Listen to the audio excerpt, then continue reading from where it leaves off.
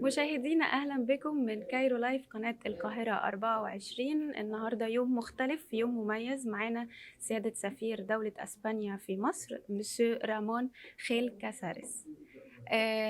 First of all, it's such a great honor to have the opportunity to make this interview with you. Thank you very much. The honor is all mine. Thank you. So we are here in a cultural event. So we would like to know how do you see the role of the translators or the workers with Spanish language here in Egypt? Do they contribute in the development of the relations between Spain and Egypt? Not only do they contribute, the role of the professors of Spanish or the specialists of Spanish literature is at the base of what we've called today this cultural bridge that exists between Egypt and Spain. For many, many years, we've had cultural relations and exchanges between Egypt and Spain. We have a common history. We both belong to the Mediterranean, but that wouldn't be known if the specialists would not make us aware of it. And the role they do in studying, I don't know, the presence of the Spanish specialist or the Spanish wise men that came from Spain to Egypt during the 15th and 16th century, or the role of the Spanish in Latin American literature and the influence in Egypt. It's something that we wouldn't be aware of, and it's the work that they've done that has created this great interest of Spain in Egypt and of Egypt in Spain. Okay, do the people who work with Spanish language here in Egypt or in the world have some challenges? Well, the challenges they have is the challenge that all the big researchers and professors have to try and develop the interest of the field of study. The fact that right now sometimes the technical matters are more attractive to the youth than the historical, the humanistic. And at the end, the base of our coexistence, the way we relate, is based on culture, and culture is essential. And we have to make it attractive for everybody and make people aware that if we don't know the culture of each other, we will not be able to understand us. So how do you see the relations between Egypt and Spain in the last few years? Do the COVID-19 affect this relation? Oh, of course, it did affect. Let me just give you a figure. Before COVID-19, we had 14 flights a week, 7 flights between Cairo and Madrid and Barcelona.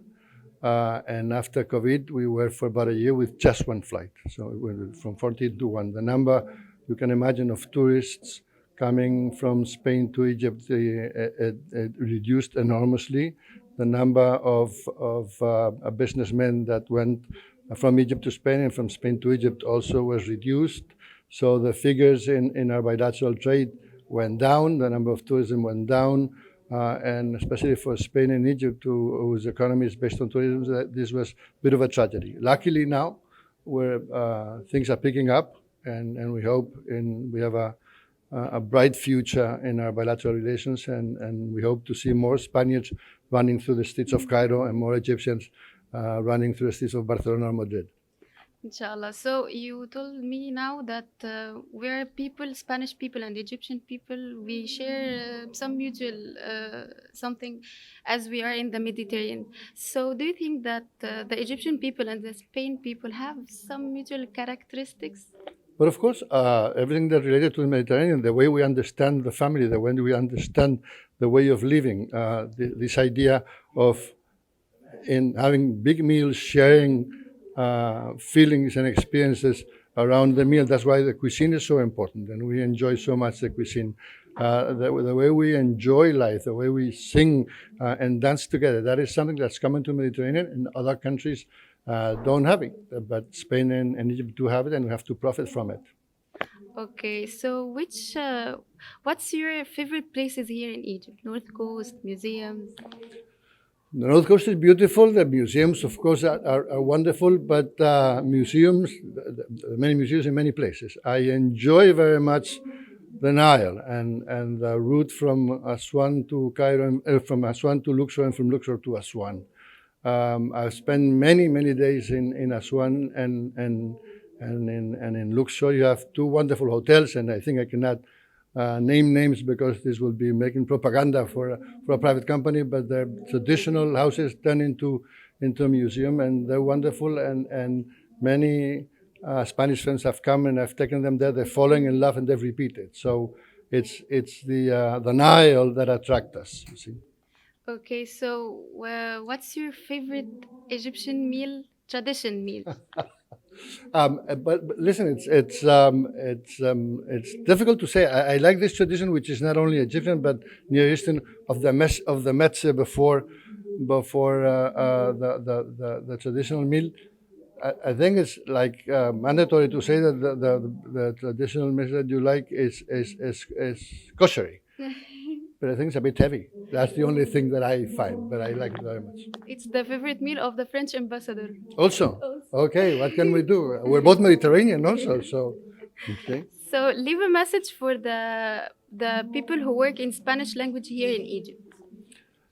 You want me to leave it in Spanish or in English? As you prefer. No, I'll leave it in English. No, I want to thank them for working in Spanish. I think Spanish is, I think that the second most widely spoken language in the planet. I don't even know the number of countries that have Spanish as the official language. 20-some. I'm looking. It's spoken of course, in America, in Europe, and in Africa, and there are many specialists also in other continents. And I think it's around the industry of the Spanish language, there are lots of opportunities, both in the industry of cinema and the publishing industry, but also in business. I mean, if the GDP of the Spanish language is very important. I think there'll be many Egyptians who will have, by studying Spanish, finding lots of job opportunities, whether in Egypt, in the neighboring countries, in Europe, or in America. Thank you so much. It's such a great honor to have the opportunity to meet you and make this interview. Thank you so much. No, I thank you for the opportunity.